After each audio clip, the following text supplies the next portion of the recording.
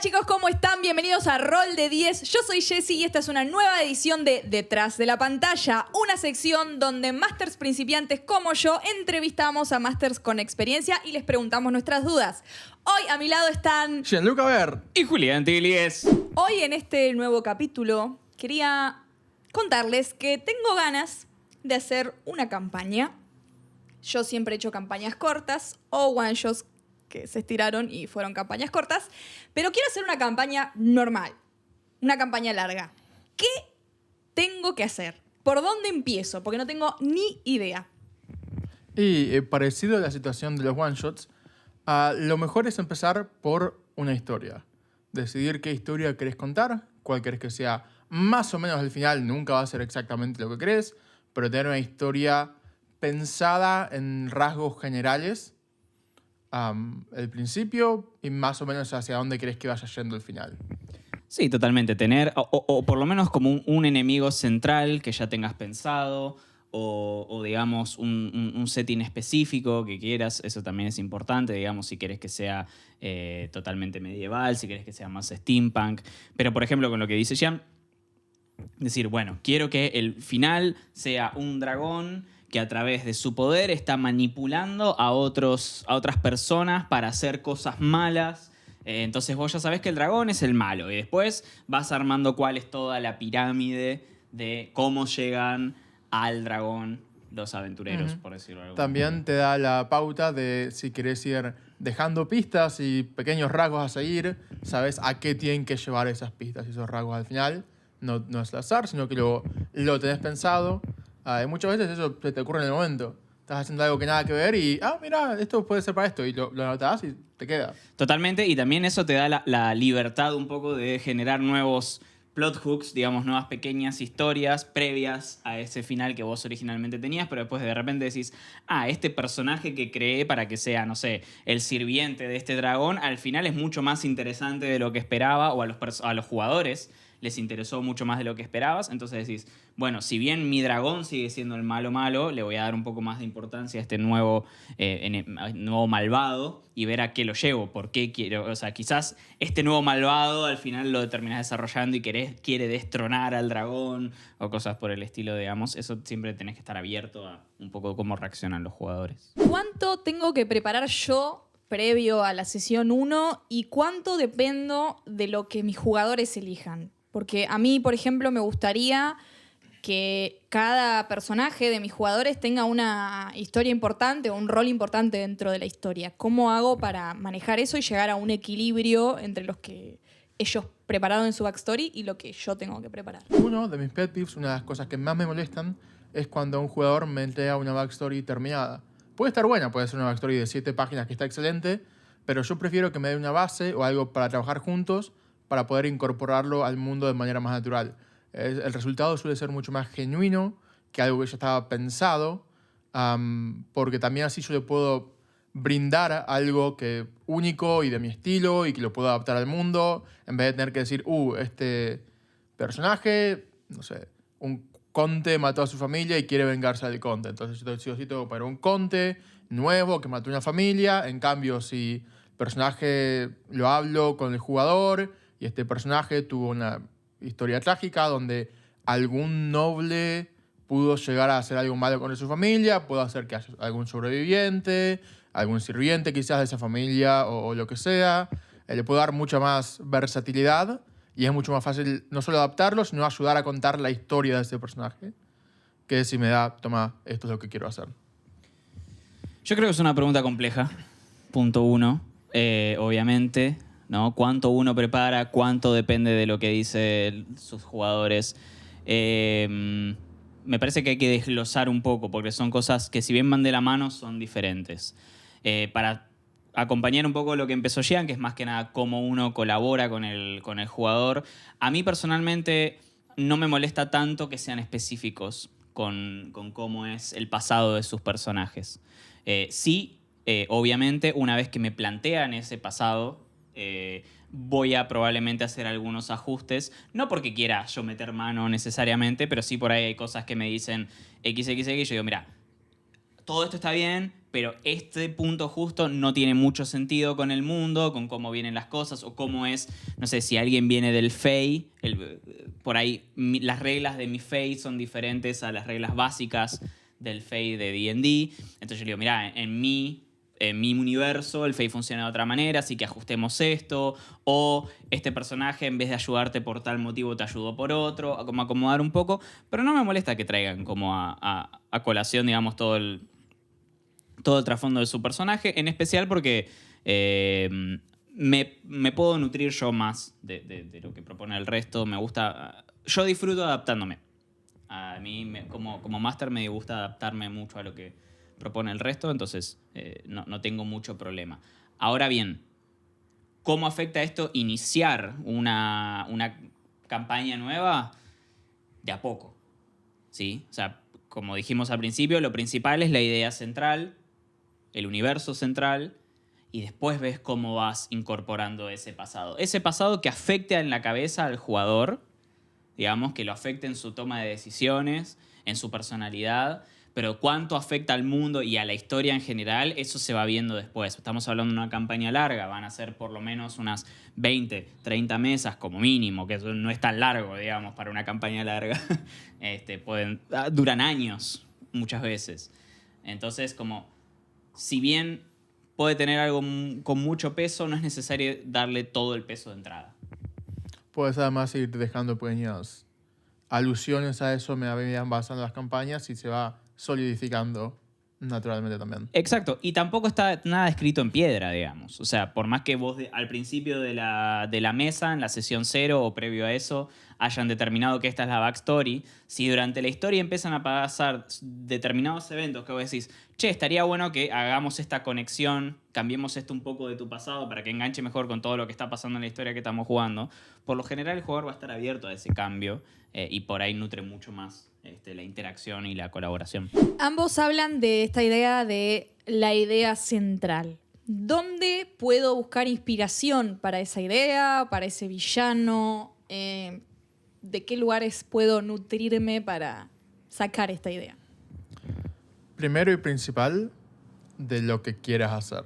Si tenés un deseo de algo, vas a encontrar una forma de adaptarlo. No necesariamente quizás exactamente como lo pensabas, pero si quieres hacer una historia de, por ejemplo, los infiernos, o de los cielos, o de aventura, o de los gigantes que destrozan casas y viven en la nieve, vas a encontrar la forma de adaptarlo, pero sí tienes que tener por lo menos una mínima idea de lo que vos querés hacer. No es lo mejor andar buscando inspiración para eso en otros lados. Sí podés usar cosas para ver por dónde te puede llevar esa inspiración, pero incluso para buscar, está bueno tener una idea más o menos de lo que querés que sea la campaña desde un principio, lo que hemos hablado, una temática quizás, y de ahí te puedes poner a buscar, no sé. Hoy en día es bastante mainstream, Critical Role, Baldur's Gate, Stranger Things. Hay mucho contenido mainstream que puedes mirar para inspirarte, pero sí tienes que tener una idea básica, en mi opinión, de una temática que puede guiarte un poco. Sí, yo ahí también diciendo un poco, creo que es más, lo cual está bueno, porque si no estamos siempre de acuerdo en todo, está bueno que no estemos tan de acuerdo. No, te odio. No, a ver, entiendo lo que decís y en muchas cosas estoy de acuerdo. ¿De dónde saco información? ¿Inspiración? De todos lados. O sea, de cualquier cosa. Depende, como dice Jan, depende mucho de tu idea central cómo te va a inspirar cada cosa. Pero fuera de eso puede ser cualquier cosa. Puede ser Karate Kid, tu inspiración. Ese maestro que lo entrena a un grupo de chicos de manera totalmente violenta y cómo influye eso en su personalidad. Podés inspirarte de, no sé, de un documental de History Channel, de un documental sobre animales y cómo los cazadores furtivos, la caza ilegal de animales. O sea, de todos lados podés sacar inspiración dependiendo de lo que quieras hacer. Porque todo es información de cómo funciona el mundo, cuáles son las relaciones, todo puede nutrir la funcionalidad de tu mundo. No necesariamente tiene por qué ser fantasía medieval.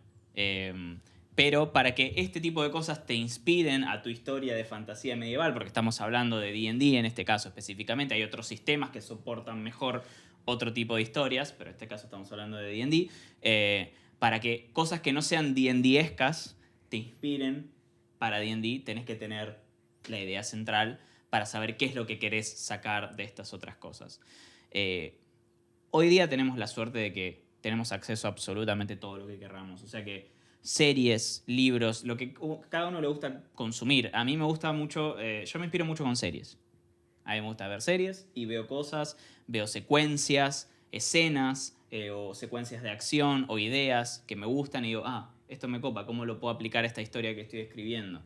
Pero hay gente que le puede pasar eso con libros, películas obviamente, lo que sea, o sea, de cualquier Música. lado. Música. Bueno, sí, totalmente. Yo he creado Letras personajes. de canciones. Yo he creado personajes o NPCs a través de letras de canciones. Totalmente. Si tenés...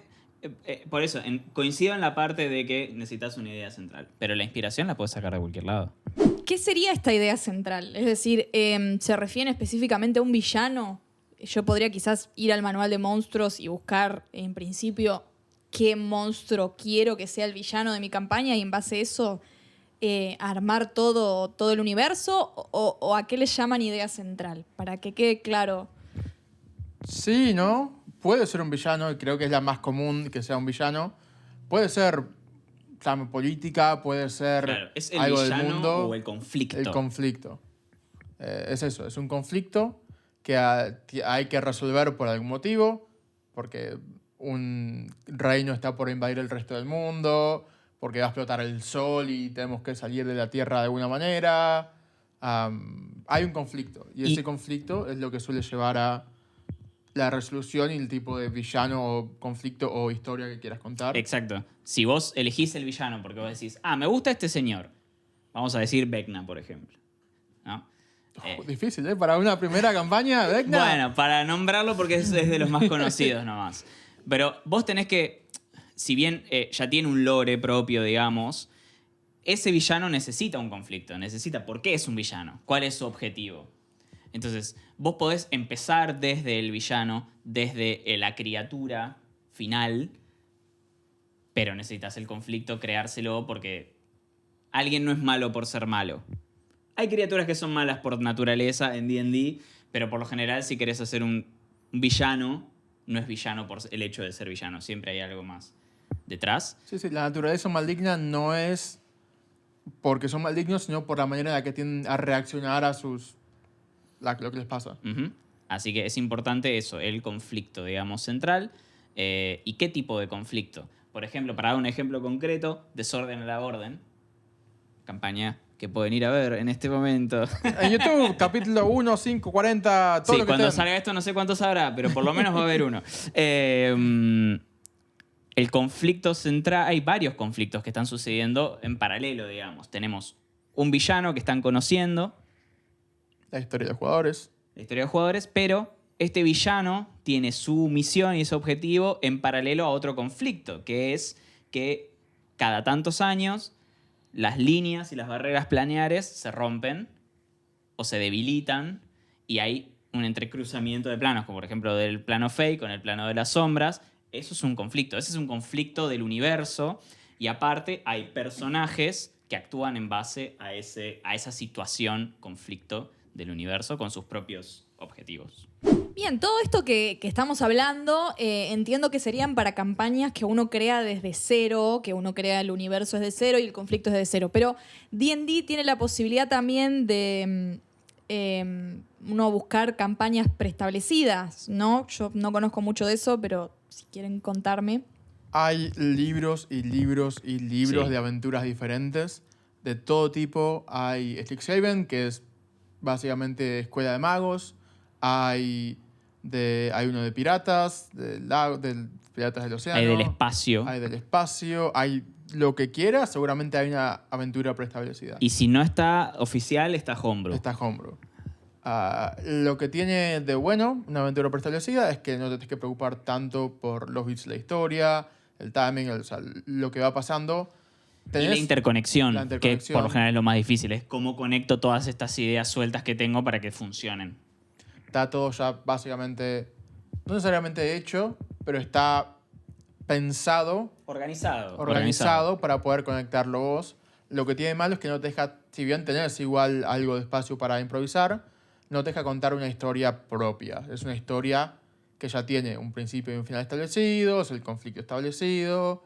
Está pensado para contar esa historia. De maneras diferentes, pero esa historia. Sí, cada uno le puede dar su propio input, digamos, su propia impronta.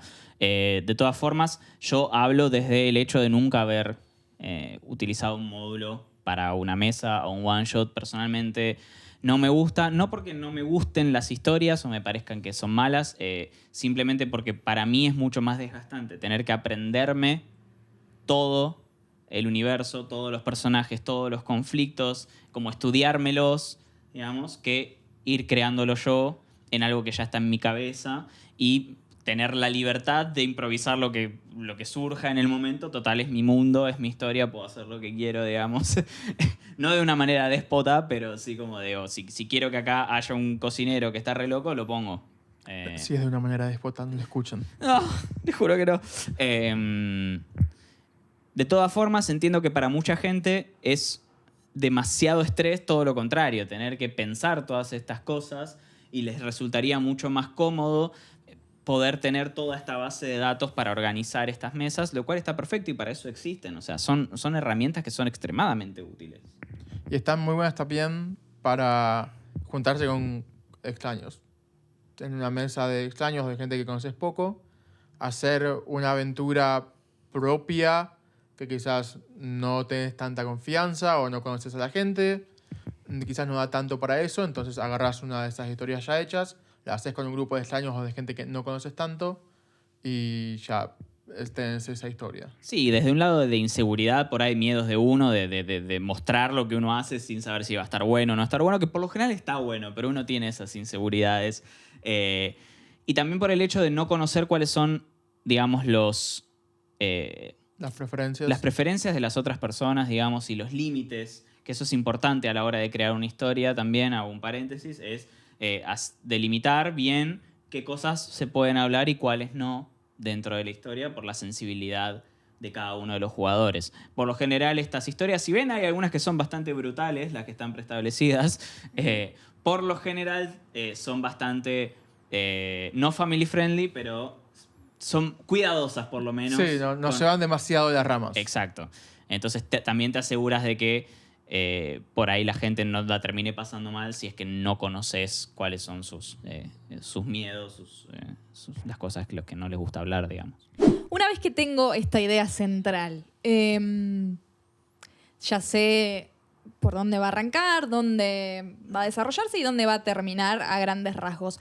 ¿Cómo llevo eso a 20 mesas? Digamos, ¿cómo hago para dividir eso en los tiempos de cada mesa? ¿Eso se va viendo mesa a mesa o yo tengo que tenerlo preparado de entrada? ¿O qué posibilidades hay?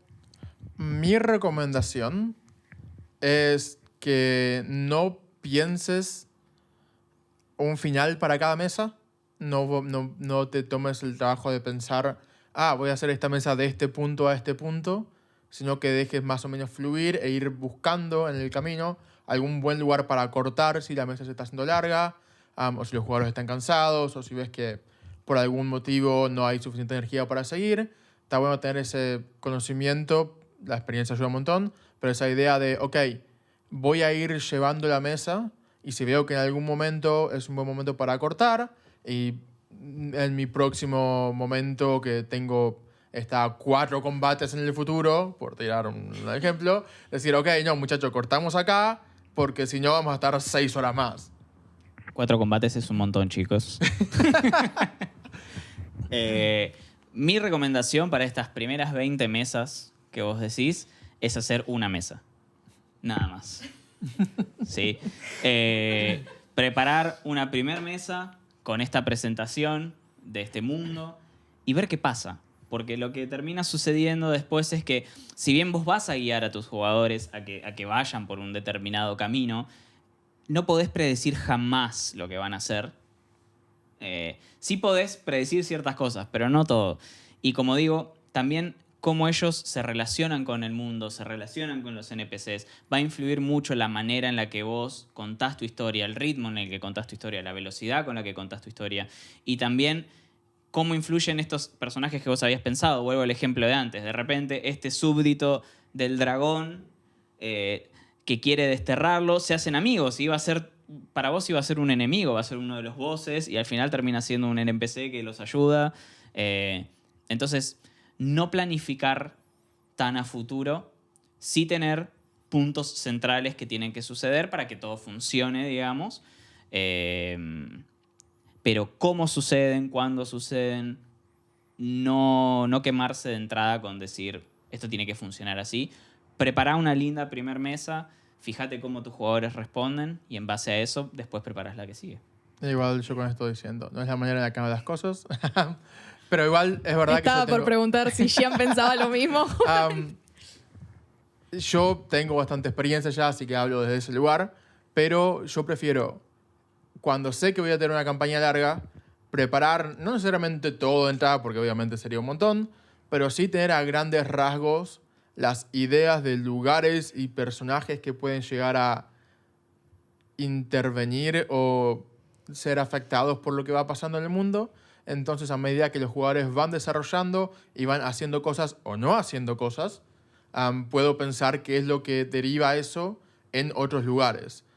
Por ejemplo, si tengo un pueblo central y solamente me concentro en hacer ese pueblo central, las acciones que pasan en ese pueblo central no repercutirían tanto en el resto del continente como si ya tuviera preparado, por lo menos en idea o en base a algunos otros lugares, o todos los lugares en algunos casos, de alguna ciudad cercana, otro reino en otro continente. Entonces me gusta tener mucho más preparado. No todo, obviamente, porque imaginar todo eso de entrada sería un montón, pero sí por lo menos pensar en los NPCs o los personajes o el reino de otro continente, por ejemplo, y lo que le pueda llegar a afectar las acciones que van pasando en este continente con esta realeza. Y así ya tengo una idea de cómo va cambiando el mundo, porque me gusta eso, me gusta que sea un mundo que parezca vivo. Y si voy teniendo en cuenta eso desde el principio, a mí por lo menos me resulta mucho más cambiante el mundo y va evolucionando y se siente mucho más realista. Todo esto me está haciendo dudar de si realmente quiero hacer una campaña larga. Creo que vamos a cortar acá. No, sí, igual ahí yo coincido. Yo me refiero más que nada a el desarrollo de las mesas, digamos, a la velocidad, como digamos, como mesa a mesa, qué es lo que está pasando. Obviamente que es importante.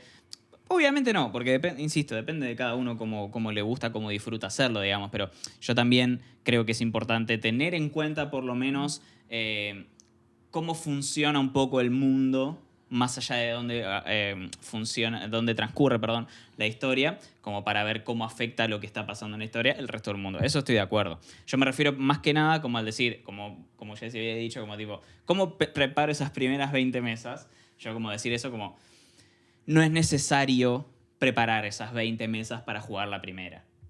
Preparás la primera, la jugás y después preparás la segunda. Eso no quiere decir que no puedas preparar el mundo, no puedas preparar el contexto. No todo el mundo, no vas a preparar todos los personajes, todos los NPCs del continente que está a 48.000 horas. Y que, no todos, pero no algunos. Todos. Sí, por eso.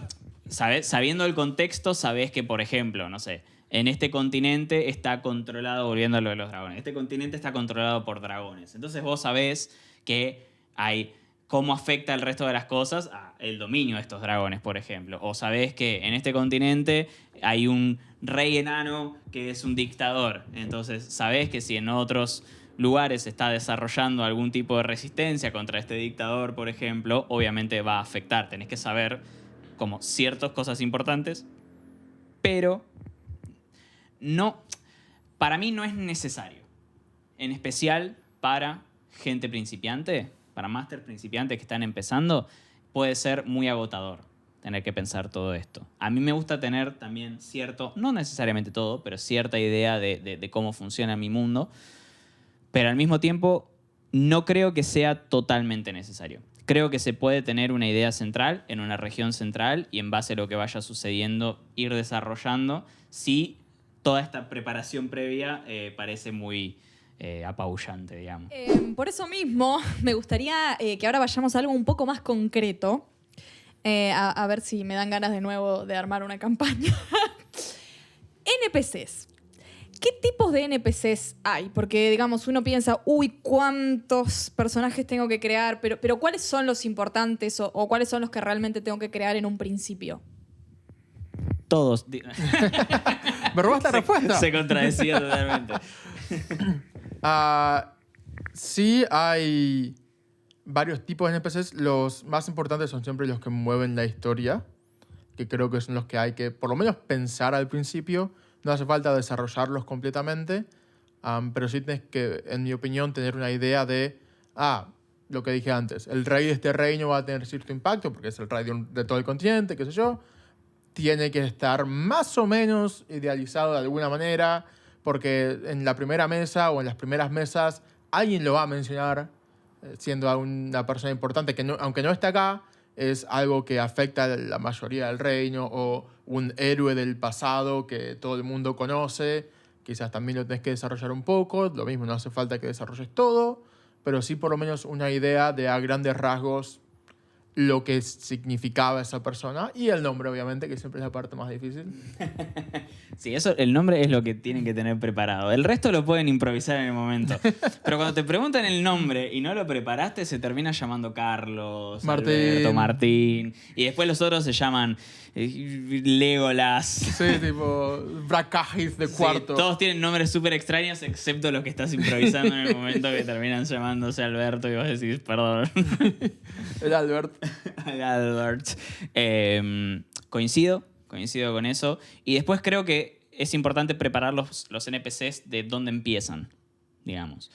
Tener en cuenta que si empiezan en una ciudad va a ser mucho más complejo que si empiezan en un pueblo, por ejemplo. Si empiezan en una ciudad, la ciudad tiene mucho más locales, mucha más gente importante. Por lo general, la gente importante se sitúa en las ciudades. Por lo general, las ciudades tienen alguna especie de propósito, como de fuerte o de Sí, o beneficios naturales. industria, o algo que hace que se destaque. Puede ser una religión, una ciudad religiosa, puede ser una ciudad que se... Pesquera, porque está al margen de un río. Claro. En cambio, un pueblo es mucho más simple. Puedes hacer un pueblo chiquitito con 2, 3 comercios, una taberna y que sean todos granjeros. Entonces, eso también es lo que define cuántos personajes tenés que preparar de entrada, digamos. Uno de mis grandes consejos es tener una pequeña lista de nombre, raza y cómo querés darle una personalidad a esa persona con 2 palabras. Entonces puedes tener, no sé, fulanito cuarto. Siempre era cuarto. Cuarto, es lo que me sale adentro. Bueno, fulanito quinto. El hijo de fulanito cuarto. Y ahí ya tengo un hook para el personaje. Que es una persona un poco tímida que trata de atender su local lo mejor posible, pero lo asustan un poco los extraños. Entonces, ¿quiénes son ustedes? ¿Por qué me miran así? Mi nombre es Julián Telia, formo parte del Rol de 10. Soy fulanita cuarta. ¿Mamá?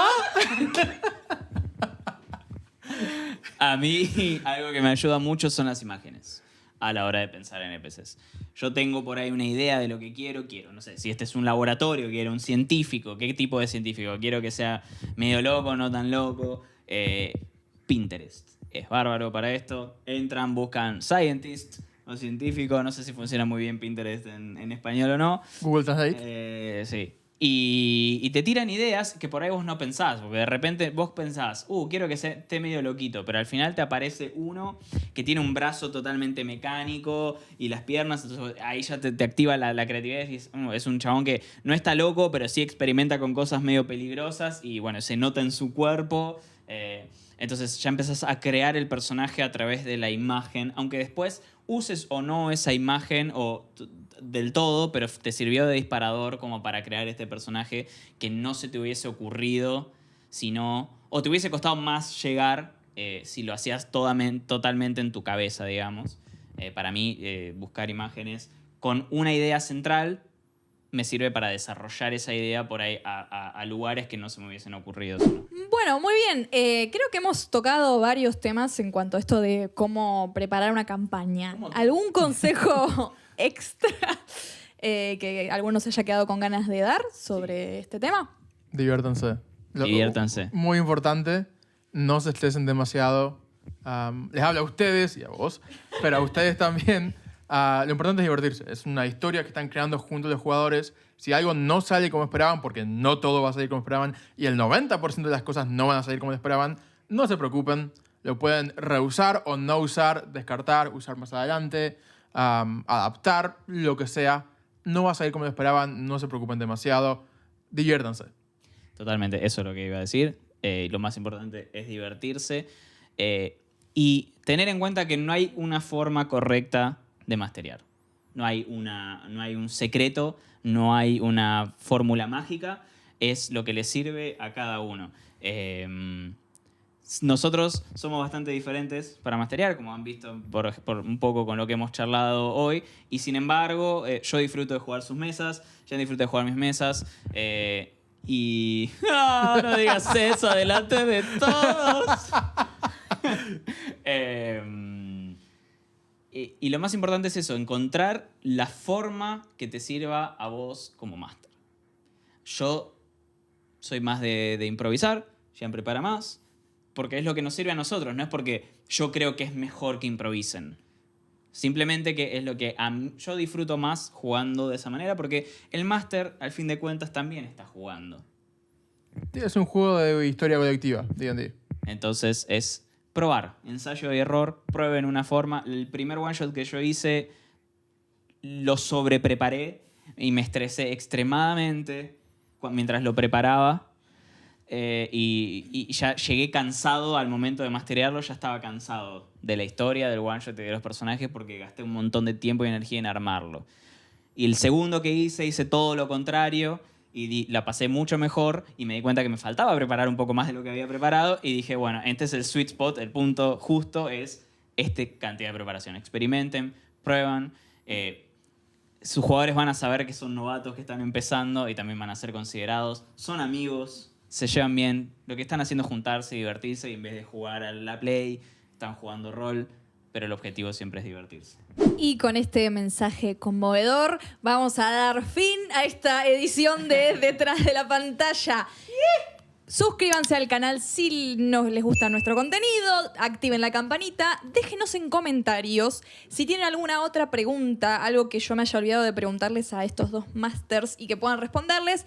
Dejen en los comentarios y lo vamos a ver en la próxima edición de esta sección. Síganos en todas las redes sociales. Síganos el en Discord todas las va a redes. estar en la descripción. Exactamente, abajo están todos los links y nos vemos en la próxima edición de Detrás de la Pantalla. ¡Adiós!